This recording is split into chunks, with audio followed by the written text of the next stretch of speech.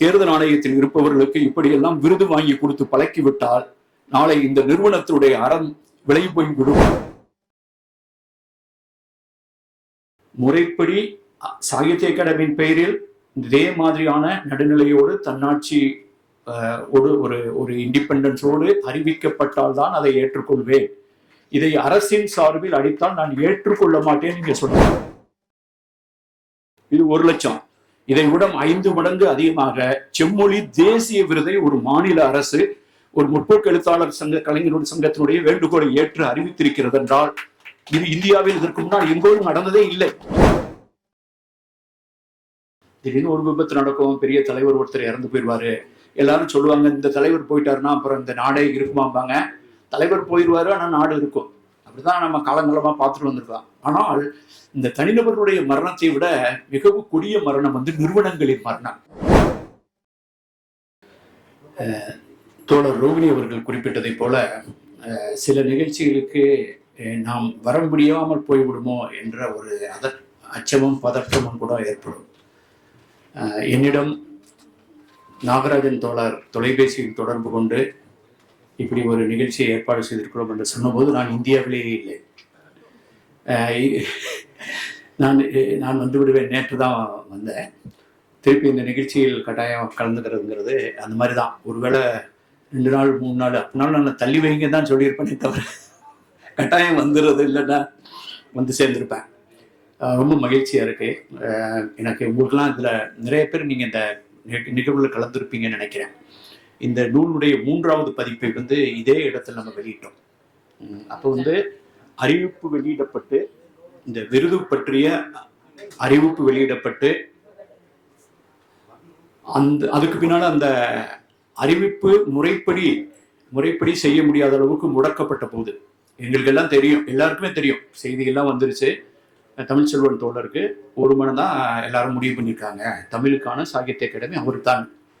ஆனால் அந்த 24 மொழியில் வரவேண்டிய அந்த செய்தியாளர் கூட்டம் கடைசி நேரத்தில் தடுத்து நிறுத்தப்பட்ட போது, அது புரிந்துணர்வை காரணம் காட்டி இதை நீங்கள் கலந்தாலோசனை செய்யக்கூடாதுன்னு சொல்லி நிறுத்தப்பட்ட போது இந்த நூலினுடைய 3வது பதிப்பை இங்கே வெளியிட்டோம். நான் தான் வெளியிட்டேன்.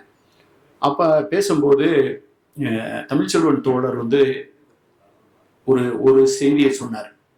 எல்லாரும் மகிழ்ச்சியாக இது கட்டாயம் அந்த விருது பொருத்தமாக கிடைச்சிருக்குலாம் சொன்னப்ப அவர் ஒன்று சொன்னார், இந்த விருது கிடைச்சதுக்கு மகிழ்ச்சி, ஆனால் இந்த விருது சாகித்ய அகாடமியின் பெயரில் முறைப்படி சாகித்ய அகாடமியின் பெயரில் இதே மாதிரியான நடுநிலையோடு தன்னாட்சி ஒரு இண்டிபெண்டன்ஸோடு அறிவிக்கப்பட்டால் தான் அதை ஏற்றுக்கொள்வேன். இதை அரசின் சார்பில் அடித்தால் நான் ஏற்றுக்கொள்ள மாட்டேன் நீங்க சொன்னீங்கள தோழ. இந்த கூட்டத்தில் அவர் சொன்னார். அப்ப ரொம்ப பெருமிதமா இருந்துச்சு. இப்படிதான் ஒரு எழுத்தாளர் பேசணும், இப்படிதான் முதுகுழும்புள்ள யாருமே அப்படிதான் பேசுவாங்க. அவர் எப்படிப்பட்டவர்ங்கிறது நம்ம எல்லாருக்கும் தெரியும். அப்ப அவர் அந்த அறிவிப்பு இருக்கு பாத்தீங்களா, அந்த அறிவிப்பு தான் இன்னைக்கு இது முறைப்படி சாகித்ய அகாடமியால் அறிவிக்கப்பட்டதற்கு பின்னால் அது எந்த தேதியை ஒட்டி அறிவிக்கப்பட்டிருக்கிறது வேற விஷயம். ஆனால் இதை அறிவிக்கப்பட்டதற்கு என்ன தொடர்ச்சிங்க, நான் ஒண்ணு பொடி வச்சுதான் பேசுறேன். தேதி ஒரு தேதியில் அறிவிக்கப்பட்டிருக்கிறது அப்படின்னு ஒண்ணு மட்டும் கிடையாது, நிறைய.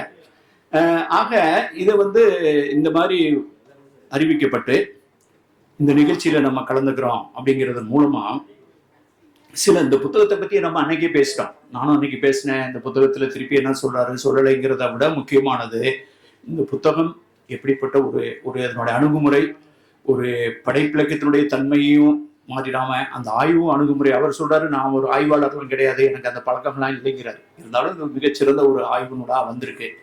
ஆனால் இதனுடைய பக்க விளைவுகளை தான் நீங்க யோசிக்கணும். நான் இதை எதுவா பயன்படுத்திக்கிற விரும்புனா, பொதுவா நிறுவனங்களுடைய அந்த தன்னாட்சி உரிமை, நிறுவனங்களுடைய தற்சார்பின்மை, ஒரு இண்டிபெண்டா சுவேட்சையா இயங்கக்கூடிய அந்த தன்மை அது பாதிக்கப்படும் போது ஒரு தனி மனிதர்களுடைய மரணம் நம்ம எளிதில் கையாளுறோம். திடீர்னு ஒரு விபத்து நடக்கும், பெரிய தலைவர் ஒருத்தர் இறந்து போயிடுவாரு, எல்லாரும் சொல்லுவாங்க இந்த தலைவர் போயிட்டாருன்னா அப்புறம் இந்த நாடே இருக்குமாம்பாங்க. தலைவர் போயிடுவாரு, ஆனா நாடு இருக்கும். அப்படிதான் நம்ம காலங்காலமா பார்த்துட்டு வந்திருக்கோம். ஆனால் இந்த தனிநபர்களுடைய மரணத்தை விட மிகவும் கொடிய மரணம் வந்து நிறுவனங்களின் மரணம். நிறுவனங்களின் மரணத்தை வந்து ஈடு பண்றது ரொம்ப கஷ்டம். ஒன்ஸ் வந்து ஒரு நிறுவனம் மரணம் அடைந்து விட்டதால் அந்த நிறுவனத்தை மீண்டும் கட்டி எழுப்பதற்கு ரொம்ப நாள் ஆகும். அப்ப அதனாலதான் இவருக்கு விருது கிடைக்குது கிடைக்கலைங்கிறத விட நமக்கு முக்கியமா பட்டது வந்து இந்த நிறுவனம் தேர்ந்தெடுத்ததை முறைப்படி அறிவிக்கல அப்படிங்கிற ஒரு ஒரு கோபமும் ஒரு அறச்சீற்றமும் ஒரு அழகிய சினமும் இதான் சேர்ந்துதான் அன்னைக்கு நம்ம எல்லாம் பேசணும். இன்னைக்கு வந்து இது முறைப்படி அறிவிக்கப்பட்டிருக்கு. எப்பயுமே ஒரு நல்லது கெட்டதுலயும் ஒரு நல்லதுன்னு எங்க ஊர் பக்கம்லாம் சொல்லுவாங்க. இந்த மாதிரி ஒரு சம்பவம் நடந்திருக்காருன்னா எதிர்வினை வந்து பொதுவா வந்து நீங்க சொன்ன மாதிரி வேறு எந்த மொழியிலையும் இவ்வளவு பெரிய எதிர்வினைலாம் வரல. இந்த இப்படிப்பட்ட கண்டன குரல் வேற எங்கேயும் வரல, வேற எங்கேயும் வராது. அதான் கல்லுல கிணத்துல கல்லு போட்ட மாதிரி அப்படியே இருக்கும், அது வராது. இங்கு வந்து எதிர்வினை வரும், வந்தது. இன்னைக்கு வந்து ஒருவேளை இந்த அறிவிப்பில் இவர் பெயர் இல்லை என்றால், பெயர் இல்ல பெயரை மாத்திட்டாங்கன்னா அதுக்கு ஒரு தனித்தெம்பு வரும். ஆக இந்த அறிவிப்பை அறிவிக்காம தட்டது மூலமா, ஆனா நான் சொன்னேன் பாத்தீங்களா கெட்டதுலயே ஒரு நல்லது இருக்குன்ட்டு. இதை தொடர்ந்து தமிழ்நாடு அரசு ஆற்றிய ஒரு எதிர்வினையை நான் இங்கு பதிவு செய்ய விரும்புகிறேன். இந்த விருது வருமோ வராதோ, அறிவிப்பு வருமோ வராதோ, அல்லது இந்த ஆண்டு வருமோ அடுத்த ஆண்டு வருமோ, அல்லது இந்த இதையே நிறுவனத்தை மூடிடுவாங்களோ, என்ன செய்ய போறாங்களான்னு இருக்கிற நேரத்தில் தமிழ்நாடு அரசு ஒரு அறிவிப்பை வெளியிட்டது. ஆமா தெரியும். ஆமா, நீங்க வந்து போய் ஒரு இது முறைப்படி கேட்டீங்க, அதற்கு பின்னால் அதை அப்படியே ஒப்புக்கொண்டு ஒரு அறிவிப்பு வெளிவந்தது. இந்தியாவில் இருக்கக்கூடிய 7 வாழும் செம்மொழிகள், நீங்க வாழுங்கிறது நான் வந்து அண்டர்லைன் பண்றேன், தி லிவிங். நாங்கெல்லாம் பொதுவா வந்து சில நேரங்கள் என்ன ஆயிருன்னு கேட்டீங்கன்னா, நம்ம வந்து நமக்கு சொல்லி கொடுத்ததே நம்ம நம்பிட்டு நம்ம ஒரு போக்கிலே போய்கிட்டு இருப்போம். நாங்கள் ஸ்கூல்ல படிக்கும் போதெல்லாம் செம்மொழின்னு சொல்லும் போது எல்லாரும் போராடுவாங்க. அவர் வந்து பரிதிமார் கலைஞர் முத தமிழை செம்மொழியாக அறிவிக்கணும் அப்படின்னாரு. அப்புறம் வந்து கலைஞர் இவங்கெல்லாம் முத்தமிழறிஞர் கலைஞர் அவர் வந்து தமிழை செம்மொழியாக அறிவிக்கணும் அப்படிங்கிறதுலாம் முன் வச்சாங்க. மனவை முஸ்தபா அப்படின்னு ஒருத்தர் உங்களுக்கு தெரியும், அவர் வந்து இந்த தமிழை செம்மொழி ஆக்கணும் அப்படிங்கிற தொடர்பா அவர் வந்து தனது கருத்துக்களை முன் வச்சுட்டு வந்தார். அந்த சூழல்ல நாங்கள்லாம் என்ன நினைச்சுக்கிட்டு இருந்தோம், எல்லாரையும் போல சமஸ்கிருதத்தை யாரோ செம்மொழின்னு அறிவிச்சிருப்பாங்க போல இருக்கு, எல்லாம் தமிழ்நாட்டில் பதட்டம் அடைஞ்சு நம்மளையும் அறிவிச்சிடணும்னு போராடுறாங்க போல இருக்குன்னு நினைச்சிட்டு இருந்தோம். அப்படிதான் எல்லாரும் நினைச்சிட்டு இருந்தோம். அந்த செம்மொழி வந்து 2004ஆம் ஆண்டுல அந்த யூபிஏ முதல் கவர்மெண்ட் இருக்கும்போது காமன் மினிமம் ப்ரோக்ராம் அப்படின்னு சிஎம்பி ஒன்று போட்டார். அந்த காமன் மினிமம் ப்ரோக்ராம்ல தமிழ் மொழியை செம்மொழியாக அறிவிப்பது ஒரு முன்னிபந்தனையாக வைக்கப்பட்டது. அதனுடைய அடிப்படையில் தான் மன்மோகன் சிங் பிரதமராக இருந்தபோது செம்மொழியாக தமிழ் அறிவிக்கப்பட்டது. ஆனால் சில நேரங்களில் உங்களுக்கு வாய்ப்பு கிடைக்கும் பாருங்க, நீங்க எங்கேயோ தமிழ் படிப்பீங்க, பிஏ தமிழ் படிப்பீங்க, எம்ஏ தமிழ் படிப்பீங்க, முதல்ல ஐஏஎஸ் ஆகி ஒரிசாவுக்கு போயிருப்பீங்க. ஆனா அந்த செம்மொழிக்கு அமைச்சரவை குறிப்பேடு எழுதணும், அது ஒரு 7-8 பக்கத்துக்குள்ள எழுதணும், 80 பக்கம் 100 பக்கத்தான் எழுதணும், யாரும் புரியாது வடநாட்டு மந்திரிகளுக்கெல்லாம் சொல்லும் போது அதை எழுதும்படியான வேண்டுகோள் ஒரிசாவில் இருந்து எனக்கு வந்தது. நான் 2 நாள் விடுமுறை எடுத்துக்கொண்டு அந்த செம்மொழிக்கான அமைச்சரவை குறிப்பேட்டை நான் எழுதி மின்னஞ்சலில் அனுப்பிவிட்டேன். அதே மாதிரி ஒரிசா செம்மொழியான போது கடைசியாக அந்த ஒரிசாவுக்கு ஒரு செம்மொழி உலக மாநாட்டை நடத்திட்டு தான் இங்கே தமிழ்நாட்டுக்கு ரிட்டர்ன் ஆனேன். இப்ப தாமுசாவினுடைய வேண்டுகோளை ஏற்று தமிழ்நாடு அரசு வெளியிட்டு இருக்கிறது பார்த்தீங்களா, 7 செம்மொழிகள். நான் சொன்ன மாதிரி 7 செம்மொழிகள், அதை மக்கள் பேசக்கூடிய 7 செம்மொழிகள். அது வந்து தென்னிந்தியாவை சேர்ந்த தமிழ், மலையாளம், கன்னடம், தெலுங்கு, அப்புறம் நான் பணியாற்றிய ஒரு மிக முக்கியமான மொழியினாகிய ஒரியா மொழி, அப்புறம் வங்காள மொழி, அப்புறம் மராட்டிய மொழி. இந்த 7 செம்மொழிகளுக்கும் சிறந்த இலக்கிய படைப்புக்கு, சிறந்த படைப்பாளருக்கு ஒரு குழு அமைத்து 5 லட்சம், இது வந்து 1 லட்சம், இது 1 லட்சம், இதை விட 5 மடங்கு அதிகமாக செம்மொழி தேசிய விருதை ஒரு மாநில அரசு ஒரு முற்போக்கு எழுத்தாளர் சங்க கலைஞருடைய சங்கத்தினுடைய வேண்டுகோளை ஏற்று அறிவித்திருக்கிறது என்றால் இது இந்தியாவில் இதற்கு முன்னால் எங்கோடும் நடந்ததே இல்லை. அப்ப கெட்டதுல ஒரு நல்லதுங்கிறது இந்த முடக்கப்பட்டதனுடைய எதிர்வினை வந்து இப்படிதான் வரும். நிறைய பேர் கேட்கிறாங்க, எதுக்கு ஜான் மார்ஷலுக்கு எதுக்கு சென்னையில சிலை வச்சாங்க? வேற யாருமே வைக்க மாட்டாங்க, அதனாலதான் வச்சிருக்காங்க. கீழடியில போய் எதுக்கு நீங்க போய் சிந்துவெளி நாளை கொண்டாடுறீங்கன்னா, நீங்க கொண்டாட மாட்டீங்க, வேற எங்கேயும் நாங்க கொண்டாடுவோம். அப்ப இந்த இந்த இது வந்து இங்கதான் நடக்கும். சிந்துவெளி குறிப்பீடுகளை எழுத்துக்களை படிச்சுட்டா $1 மில்லியன் அறிவிப்பு இங்கதான் வரும்.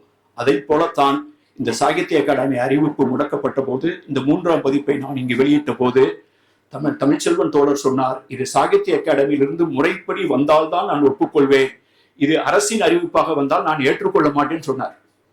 ஆக இன்று சாகித்ய அகாடமியினுடைய அறிவிப்பாக வந்திருக்கிறது.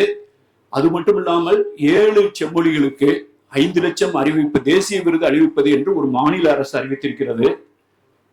யதார்த்தமா நானும் அதை வெளிநாட்டில் இருக்கும்போது தான் தெரிஞ்சுக்கிட்டேன். எனக்கு ஆர்டர் காப்பி வந்தது. அதனுடைய ஒருங்கிணைப்பு குழுவினுடைய தலைவராக என்னை அரசாங்கம் நியமித்திருக்கிறது.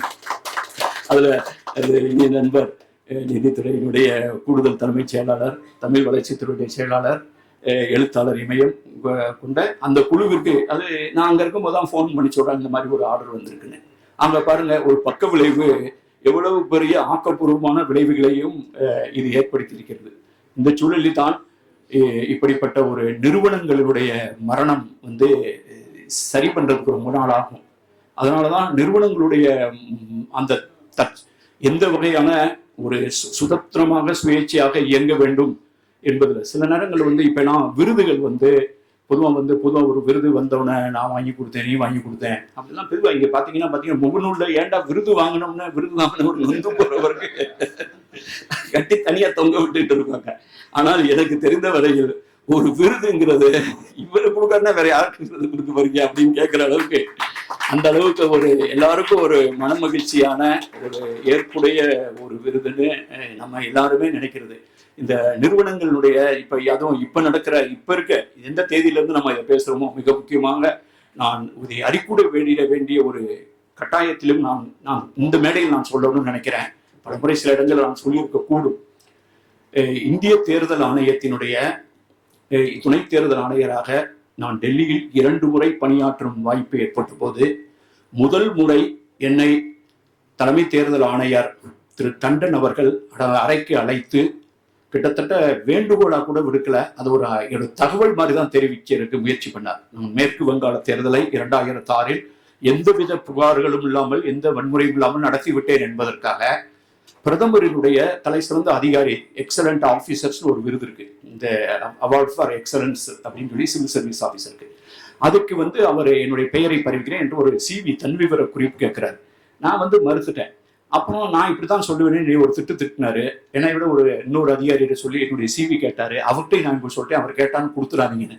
திருப்பி என்னை கூப்பிட்டு ஏன் வேணாங்கிறேன்னு சொன்னாரு. இப்படிலாம் பழக்கப்படுத்தி விடாதீங்க, பிரதமரை நம்ம தான் தேர்ந்தெடுக்கிறோம், அவர் ஒரு MP தான், அவர் ஒரு தொகுதியில நிக்கிறாரு, அவர் தொகுதி தேர்தலை நம்ம தான் நடத்துறோம். அப்ப நாளைக்கு அவர் விருது வாங்குறதுக்கு நான் விருது வாங்குறாங்க வேற என்னென்னமோ இருக்கு.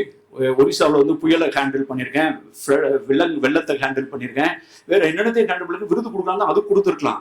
தேர்தல் நல்லா நடத்திட்டேன் அப்படிங்கிறதுக்காக ஒருத்தருக்கு வந்து பிரதமர் விருது கொடுக்கறதுங்கிறது, இப்பயே தமிழ்நாட்டில் ஒருத்தர் தேர்தல் நல்லா நடத்திருந்தாங்கன்னா முதலமைச்சர் விருது கொடுத்தா நம்ம அவரை சந்தேகமா தான் நான் பார்ப்பேன். அப்படின்னு இருக்கும்போது வெளியில இருக்கிறவன்னு தெரியாதுங்க நீங்க வாங்கி கொடுக்கறதுன்னு, அதனால முடியவே முடியாதுன்னு மறுத்தேன். இது 2006. 2010 வந்து 2010 தேர்தல் ஆணையம் மீண்டும், நான் 2வது முறை முதல் முறையில் இருந்தபோது 2010 வந்து என்னை மீண்டும் ஒரு முறை தேர்தல் ஆணையம் 2009 தேர்தலுக்கு பின்னால் NDTV-னுடைய தலை சிறந்த மனிதன், அதாவது சிங்கிள் இண்டிவிஜுவல் ஒரு நிறுவனம் தேர்ந்தெடுக்கப்பட்டது. நான் சொன்னேன், ஒரு நிறுவனத்தினுடைய மரணத்தை பத்தி சொன்னேன். தி பெஸ்ட் பர்சனாலிட்டி அவார்டு வந்து தேர்தல் ஆணையத்துக்கு அறிவிக்கப்பட்டது. தி பெஸ்ட் பர்சனாலிட்டி ஆஃப் 2009 அப்படின்னு சொல்லி 7 தலைமை தேர்தல் ஆணையர்கள் வந்து நானும் இருந்தேன், அந்த விருதை பெற்றுக்கொண்டார்கள். அதற்கு பின்னால் 2010 தேர்தல் ஆணையம் என்னை அழைத்து, உங்களது பெயரை பத்மஸ்ரீக்கு சிறந்த தேர்தல் மேலாண்மைக்கு பணியாற்றியதற்காக பத்மஸ்ரீ விருதுக்கு நாங்கள் அனுப்புகிறோம், பிரதமர் அலுவலகத்திலும் பேசிவிட்டோம், குடியரசுத் தலைவர் அலுவலகத்திலும் பேசிவிட்டோம் என்று சொன்னது போது நான் மிகவும் மகிழ்ச்சி அடைவேன் என்றுதான் அவர்கள் நினைத்திருக்க கூடும். ஆனால் அப்போதும் ஒரு விவாதத்தில் இறங்கி உரையாடி, இப்படியெல்லாம் செய்யக்கூடாது, தேர்தல் ஆணையத்தில் இருப்பவர்களுக்கு இப்படியெல்லாம் விருது வாங்கி கொடுத்து பழக்கிவிட்டால் நாளை இந்த நிறுவனத்தினுடைய அறம் விலை போய்விடும் என்று நான் எச்சரித்து வாங்க மறுத்துவிட்டேன். இதை நான் பொதுவாக குறிப்பிட மாட்டேன். இதை நான் இங்கே ஏன் குறிப்பிட வேண்டிய தேவை ஏற்பட்டதுன்னா, இந்த விருது அறிவிக்கப்பட்ட சூழல், அது முடக்கப்பட்ட சூழல். அந்த சூழல்ல வந்து திருப்பி வந்து இங்க வந்து இது இப்படி வந்தாதான் வாங்கிக்கிருவேன், அப்படி வந்தா வாங்கிக்கிற மாட்டேன் அப்படின்னு சொல்ற ஒரு அறமும் ஒரு ஒரு துணிச்சலும் ஒரு முதுகெலும்பு உள்ள ஒரு தன்மையும் இதெல்லாம் சேர்ந்து பார்க்கும்போது இது நல்லா தான் நடந்திருக்கு. இந்த விருது இப்படி வர்றதுதான், அது போறது எப்பயும் போல வாடிக்கையான வகுப்பு இல்லாம அறிவிக்கப்படும் போது தடுக்கப்பட்டு முடக்கப்பட்டு மீண்டும் நம்மலாம் எல்லாரும் குரல் எழுப்பி அதற்கு பின்னால் வந்து தமிழ்நாட்டில் இருந்து ஒரு 7 மொழிக்கு, அது ஒரு உண்மைதானே, ஒரு மாநில அரசு தேசிய விருது கொடுக்குறாங்கன்னா அது ஒரு தனிப்பெருமை தான். இது 24 மொழி. ஆக அந்த வகையில் வந்து இது ஒரு மிக மகிழ்ச்சியான ஒரு நாளாக நான் கருதுகிறேன். இந்த அழைப்பிற்கு மிக்க நன்றி. தோழர்கள் அனைவருக்கும் வணக்கம்.